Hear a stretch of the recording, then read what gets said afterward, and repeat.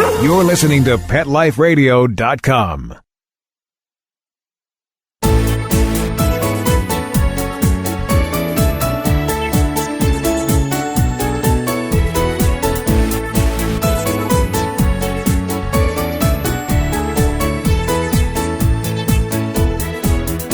Hey there, pet parents.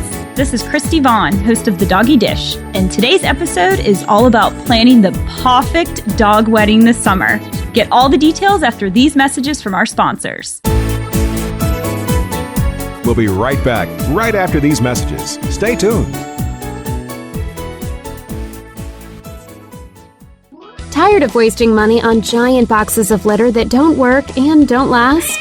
Switch to World's Best Cat Litter, the only litter with concentrated power. So even a small bag lasts one cat 30 days. Outstanding odor control, quick lumping, lightweight. It's even flushable. World's Best Cat Litter. Everything else is just litter. Find it near you at www.itsnotjustlitter.com. That's www.itsnotjustlitter.com.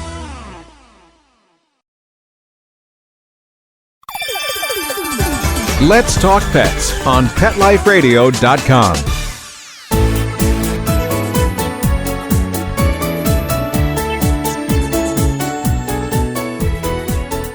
Welcome back to the Doggy Dish on Pet Life Radio. If you haven't noticed, wedding season is upon us, and your mailbox may be filling up with save the dates and wedding invitations. It seems like May and June are the perfect months for spring and summer weddings. Now, we've talked about dog birthday parties and tailgates before, but what do you do if your dog is getting married? If you're a fan of trolling the internet for funny dog pictures and videos, you've most likely come across some pretty fun dog weddings as puptials. There's just something about dogs dressed like bride and groom that makes everyone happy and want to celebrate. If your pup has a special interest in another pup, why not bring everyone together for a joyous occasion? Do you remember seeing the video of John Legend serenading his bulldogs, Putty and Pippa? If not, as soon as you finish listening to the Doggy Dish, go directly to YouTube and search for John Legend Dog Wedding. It's a must-see. Trust me, you will thank me later. And the cool thing is, John actually used that video to raise money to rebuild a high school auditorium in his hometown of Springfield, Ohio. Now, if you're inspired by Putty and Pippa, go ahead and plan your own dog wedding. I guarantee it's going to be a fun time for both pups and people. And I will prove to you that it won't take much work on your part. Now, once you have your bride and groom, you'll need to make some important decisions. First, when is the event taking place? Be sure to choose a day and time that will work for most people. This will also come into play when you're choosing the person who will officiate the marriage. Next up is, what type of occasion will this be? A formal event at a chosen venue, or a close friends and family's backyard type of occasion? And that brings me to my next question for you. Where will the ceremony and reception take place? If you have a venue in mind, you'll need to look into securing it for the date you've chosen. Next up is clothing. Now, you can't expect the bride and groom to get married naked, right? It's not that type of event. My guess is, if you've decided to host a dog wedding, the bride and groom have most likely worn clothes before. That's just my hunch. Before purchasing wedding clothing for your dogs, which can be expensive, be sure to take the proper measurements prior to making a purchase or placing your order. Another option is to go straight to a designer or seamstress who will be able to custom make the clothing. Or, if you're super crafty, consider finding patterns and making your own. Once you've decided on clothing, you'll need to think about decorations. This is probably one of my favorite parts of planning. Will your decorations be simple and minimal, or will you take it to the next level with some glitter and gold? It's completely up to you and what direction you've decided to go in with this event. You might even take a peek in a few bridal magazines to get some inspiration. Will you recreate the look yourself or purchase ready-made decorations? Again, it's completely up to you. Keep in mind your abilities and your budget, of course. Once you've determined the day and time and have a theme or colors, you'll need to send out invitations. You can do actual printed invitations or an electronic invitation. Make sure you ask people and pups to RSVP so you know how many to expect for your shindig. The next few things to line up are music and photography. Decide on a playlist and fill up your phone or music player with fun music to play during the ceremony and reception. Think about what kind of music would be appropriate for a dog wedding and also what people want to listen to, and go from there. You could even do a search for dog-themed music. Next, make sure you line up your photographer. Personally, I think photography is something you never skimp on. Think about all of the time and effort you're putting into this wedding. You definitely want to capture every single moment and have beautiful pictures for a lifetime. If you don't have access to a professional photographer, consider asking a talented friend who has a fancy camera to take photos at the event. It's worth a shot and would be better than someone snapping random pictures with their phone. Now, just a warning, dogs are very difficult to photograph. If you want really, really great photos, it might actually be worth hiring a pet photographer who can work with the rapid and sometimes crazy movements of dogs playing together. Some other tips to consider while planning your party is ask furry guests to relieve themselves prior to entering the area where the party will be held. This might be something you consider putting on the invitation as well. Certainly don't want any accidents. Also, you might want to have a designated relief area at the venue. Place signs so everyone knows where it is. You could also have a station with cleanup bags and a garbage can. Also, make sure you're dog-proof the area. If you plan on having people treats as well as dog treats, make sure everything is out of reach from little or big paws. You certainly don't want any mishaps, especially involving something harmful to dogs, such as chocolate. It's also a really good idea to have a timeout area if someone gets a little nervous or maybe overwhelmed by all of the activity. This could be a quiet and cool space inside. It's also a good idea to have plenty of water bowls placed outside, especially if you live in a very humid climate. Don't want any heat strokes on the big day. Before the event, be sure to alert any neighbors who may be bothered by the noise. The last thing you need is your neighbors calling the cops on your barking chorus. We're going to take a quick break and be right back with what you've been waiting for. What food to serve at your Puptial PAWty. Sit, stay. We'll be right back after a short pause. Well, 4 to be exact. Hey everybody, this is Tim Link, the host of Animal Rights on Pet Life Radio. Got some exciting news for you here today. My audiobook is now available. Wagging Tails, Every Animal Has a Tail is now available in audiobook form through audible.com, amazon.com, and iTunes. It's a collection of 32 conversations I've had with the animals. It's a fun, interesting, heartfelt book that's suitable for all age groups. So everybody pick up a copy of the audiobook, Wagging Tails, Every Animal Has a Tail. You'll be glad you did. Active for Pets is a new wellness platform and app that helps pet parents save time and money on their vet bills. Stop paying for unnecessary vet treatments. Consult with the vet online. Get unlimited access to your pet's entire health history from any computer or smartphone with the Active for Pets app. Vaccinations, medications, test results, and more. Active for Pets gives you access to a team of expert vets for non-emergency care. Make an appointment before, during, or after office hours. Skip the waiting room and get a secure online vet consult on your schedule. Taking care of your pets is as easy as it gets with Active for Pets. Ready to try Active for Pets? Listeners get 40% off a 1-year membership. To get this great offer, use promo code PETLIFE on the sign-up page of active4pets.com. That's ACTIV, the number 4, PETS.com. Or call 888-512-2848.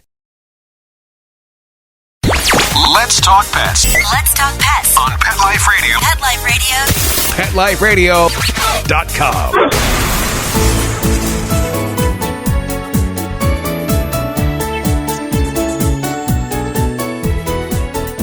Welcome back to the Doggy Dish on Pet Life Radio. Before the break, I shared some tips for planning the perfect dog wedding.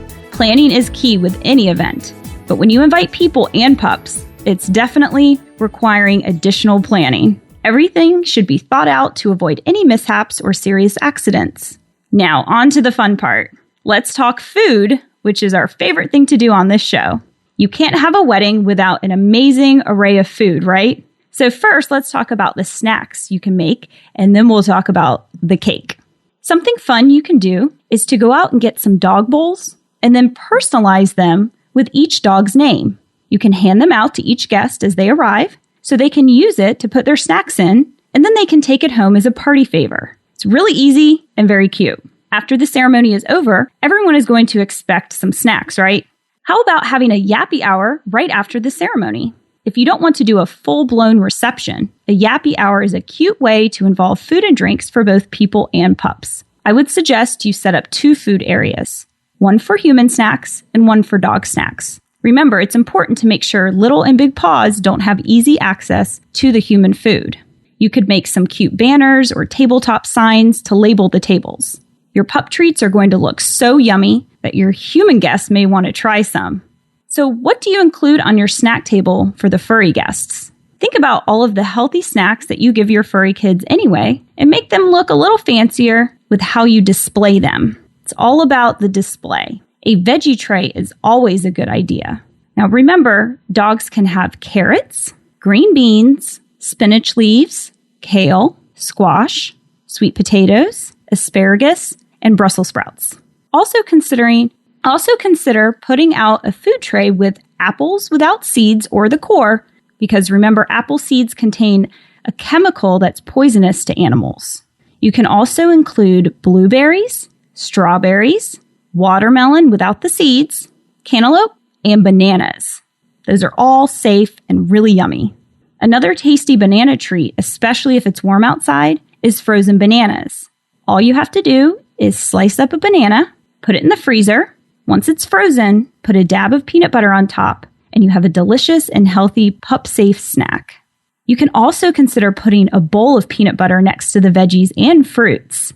You can use this as a spread because the spreads that are already made for fruits and veggies contain a lot of stuff that is not so good for dogs. Most dogs love a little bit of cheese every once in a while, which makes it extra special for special occasions. Just keep in mind those calories. And also something to consider is that softer, unripened cheeses are most likely to cause stomach upset out of all the cheeses. You can also add a bowl of popcorn to the snack table. Just make sure it's all natural, air-popped popcorn, and it doesn't have any salt or butter on it. Now, for your meat lovers, you can make some very easy chicken jerky to set out. Now, if you don't have a dehydrator or jerky maker, that's okay. You can actually use your oven on low heat. You will need 3 pounds of boneless, skinless chicken breast, a meat slicer, or just a really sharp fillet knife if you don't have a meat slicer, and your oven if you don't have a dehydrator. And that's all you need. First, you'll wash the chicken thoroughly, and then go ahead and remove all of the fat on the outside. Pat them dry, and then place the chicken on a cutting board. Pop that into the freezer for about an hour. This will make it easier to cut later. If you're using an oven, remove the racks and turn it on and set it to about 160 degrees or the lowest possible setting on your oven. Remove the chicken from the freezer. The chicken should be hard, but not frozen solid. This is just making it much easier to work with as you cut. Now, if you don't have a meat slicer, you can take your fillet knife and slice the chicken breast from top to bottom. Each slice should be about 3/8 or 1/4 of an inch in thickness. Now, place the chicken fillets on the racks. Place them as close to each other as possible without touching. And then go ahead and slide the racks back into the oven. Close the oven most of the way. You can leave it open about 2 inches. Now, this should take anywhere from 4 to 8 hours to finish, just depending on your oven. About halfway through, go ahead and flip the chicken. So you can set a timer and then flip the chicken over halfway through. Now, if you're using a dehydrator or a jerky maker, place the chicken fillets on the food dehydrator racks, turn it on, and set it to 160 degrees. You can set a timer for 3 hours and just walk away. Now, if your dog prefers softer, chewier jerky, then they will be done after 3 hours. If he or she prefers harder jerky, then you'll want to leave them in there a little bit longer, but just remember to keep checking back until the texture is just right. And voila, you have made delicious and healthy jerky that you know is safe for your pups to eat. And this will be a nice addition to your snack table. Now, the big finale is the wedding cake. Let's first go over what you need for this masterpiece. You'll need a 1/2 cup of applesauce. Make sure it is the unsweetened kind. A 1/4 cup of molasses. I like to use blackstrap molasses. A 1/4 cup of peanut butter. I prefer the all-natural creamy kind. 4 eggs. 2 cups whole wheat flour. 2 teaspoons of cinnamon. And 2 ripe bananas smashed. Preheat your oven to 350 degrees Fahrenheit. In the bowl of your stand mixer, or if you have a hand mixer, you can use a bowl for that. Get the applesauce and molasses mixing together on a low-medium speed. Keep mixing it until it's thoroughly combined, and then go ahead and add your peanut butter and continue to mix. A warning, it will be sticky. Crack each egg and add them one at a time as it's mixing until all of it is combined. Now, in a separate large bowl, whisk together the flour and the cinnamon. Remember, I like to mix dry ingredients and wet ingredients separately. Using the lowest setting on your mixer, slowly add the dry ingredients into the wet ingredients. Now, in a separate smaller bowl, go ahead and mash your bananas. Once they're completely mashed, fold in the mashed bananas into your mixture. Next, you'll add the batter to 2 8-inch round baking pans, dividing it up evenly. Now, make sure those are greased. And you can use coconut oil. That's what I like to use when I'm making any type of cake for a dog. You'll bake those for 30 minutes at 350 degrees Fahrenheit.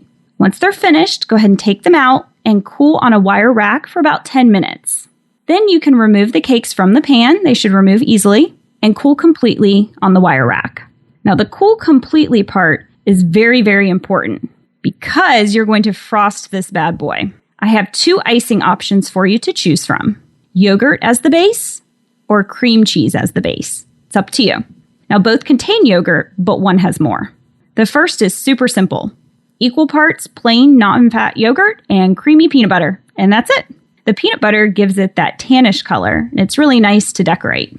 The second one is using 8 ounces of cream cheese, 2 tablespoons of plain yogurt, and 2 tablespoons of honey. Mix all of those ingredients together until it's really smooth, and just make sure you make enough frosting for the entire cake.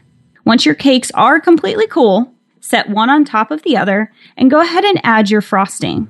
Once the entire cake is covered, you can add a cute bone cookie or maybe some carob chips to the top.